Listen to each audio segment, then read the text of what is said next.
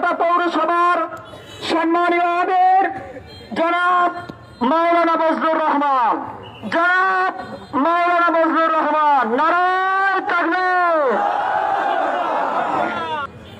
প্রিয় পাথরঘাটাবাসী, আসসালামু আলাইকুম ওয়া রাহমাতুল্লাহ। আপনারা জানেন বাংলাদেশ জামাত ইসলামী একটি আদর্শবাদী ইসলামী দল। জামাত চায় আল্লাহর জমিনে আল্লাহর কোরআনের হুকুমত কায়েম করে একটি ইনসাফ ভিত্তিক সমাজ কায়েম করতে চায়। কিন্তু দেখা যাচ্ছে আজকের একটি দল জামাতের সাথে আদর্শে ব্যর্থ হয়ে তারা সন্ত্রাসী পথ বেছে নিয়েছে। আমি ওই সন্ত্রাসী দলকে জানিয়ে দিতে চাই, আপনারা শিক্ষা গ্রহণ করুন।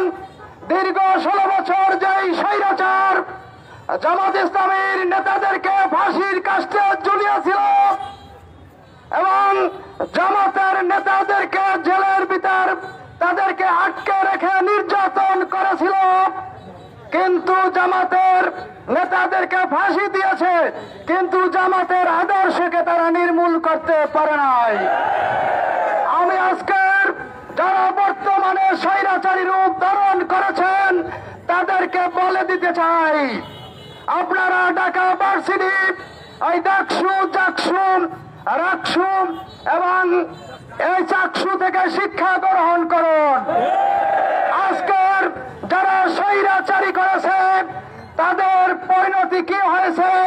যেই শিক্ষা প্রতিষ্ঠানে নামাজ পড়ার অপরাধে যাদেরকে হত্যা করা হতো, যাদের দাড়ি রাখার অপরাধে তাদেরকে মারপিট করা হতো, আজকের সেই বিশ্ববিদ্যালয় থেকে শিক্ষা গ্রহণ করুন। যারা নির্যাতন করেছে তাদেরকে ওই মেধাবী ছাত্ররা প্রত্যাখ্যান করেছে।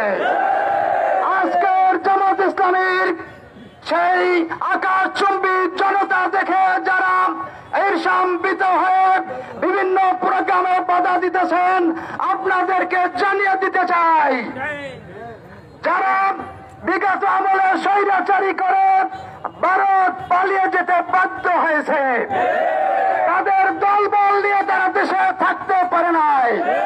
আজকের যারা স্বৈরাচারী রূপ ধারণ করেছেন আপনাদের পরিণতি তাদের চাইতে ভয়াবহ হবে।